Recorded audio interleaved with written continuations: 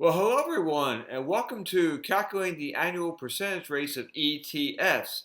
I'm your host, Dr. B.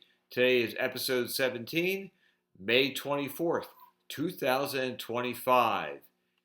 And today's episode is on VUG, VUG, the Vanguard Growth ETX. Last year, when I calculated the annual percentage rate based on a 10-year growth, the annual percentage rate was 14.65%. So that was $42,148 based on a $10,000 investment. Now, the market has gone up recently in the month of May, and let's see what's happening for this year.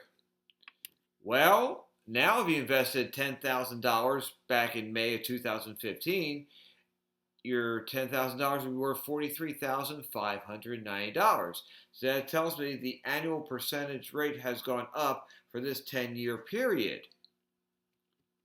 So let's see what has changed. Well, back in 2024, in May, we have basic materials at 1.78%, real estate only 1.39%. I don't need to go through all of them. But as you realize, technology always drives the market when it comes to growth, and technology was at 47% at that time of VUG. But this time, technology is about 50%. Basic materials went down to basically next to nothing, along with energy. You do have consumer cyclical at 14.29%, and communication services at 13.10%. Healthcare is only at 6.6%, so you do see some diversity compared to how VUG was invested a year ago. Again, diversity will always, also drive the market. It'll determine what should you invest with. Again, you always want to pick a good, solid ETF and keep it for the long haul, as I do with Vanguard Growth Index. Last year, in March of 31st of 2024, this was the holdings breakdown for VUG. Microsoft, Apple, followed by NVIDIA, and then Amazon. I'm not going to go through the whole list. You don't have to. You can read it and see for yourself. But has anything changed this year? And yes, Apple and Microsoft have flip-flopped. Above that, Berkshire Hathaway went up from, let's just say, 7th place to it looks like 6th place. Broadcom went from 10th to 8th place, and Tesla entered the top 10. But again, you still have the usual Applesauce, there you go, there's a company we can call. Apple, Microsoft, NVIDIA, Amazon, and Facebook, otherwise known as Meta, make out the top 5. Very similar to last year. Percentages are very similar. Now, for the past 5 years, you can live on, or any time in your life, you can live on just 3 investments. Growth, total stock market domestic, and total stock market international. VXUS is the international stock market. So let's say you held only these 3 ETFs. That's not bad, everybody, because you're looking at growth at 129% over a 5-year period, followed by doubling your money for the total stock market at 100%. And with international, because you always should diversify, come in 3rd place by far at 48%. Now, 48% growth rate isn't bad over 5 years. And once again, and I say this many times, if you have a financial advisor, I bet you your advisor will have you in international. This way you are well diversified. But you can get by with only 3 ETFs. And do I hold all 3 ETFs? Yes, I do. And also, I hold them in a mutual fund format also. Again, to calculate interest, it's compounded quarterly. This is the same formula I've been using now for quite a while. So let's go ahead quickly and go through the steps of calculating the annual percentage rate of VUG. The first statement is the compound interest formula, which is PV equals P times 1 plus R over N raised to the power of N times T.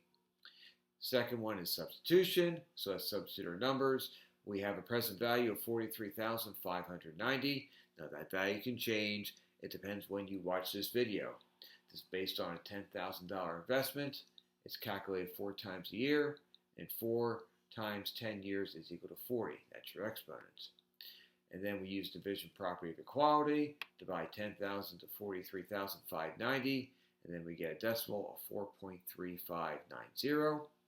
Step number 4, you apply the natural logarithm, and then you get natural logarithm of 4.3590 equal to the natural logarithm of 1 plus r over 4 raised to the power of 40. Yeah, I'm still here, but I'm not going to be showing my face today. There's no reason to. You know what I sound like. So take the natural logarithm. You get 1.47224.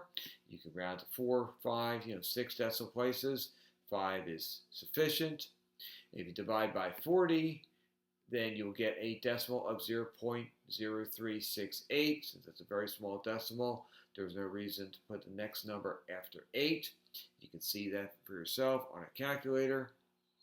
And then step number 7, you have to use the natural exponent e, and then you e both sides. And what it does is gets rid of the e to the natural log. It goes away, and you're left with a decimal that's a little bit more than 1, 1.0375, and that's equal to 1 plus r over 4. And then you use subtraction property of equality, subtract 1 from that decimal, and get a decimal of 0.0375. This is very convenient because your decimal ends in a 5, which means you're going to have less decimal places when you multiply 0.0375 by 4, and you get 0.15. Move the decimal place over 2 decimal places, change it to a percentage, and you get an annual percentage rate of 15%. Are you kidding me? No, we're not. According to the rule of 72, an initial investment in VUG could double in about 5 years. So if you take 72 divided by the percentage, you equal the number of years your investment will double.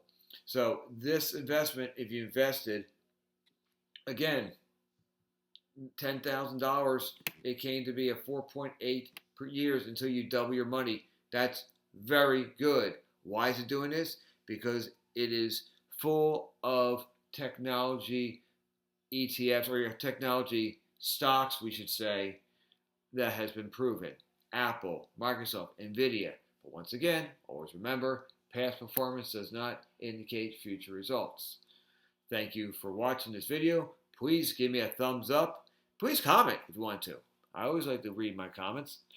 Don't see too many of them. I guess you like my advice. All right, take care, and I will see you next time with another video with another ETF.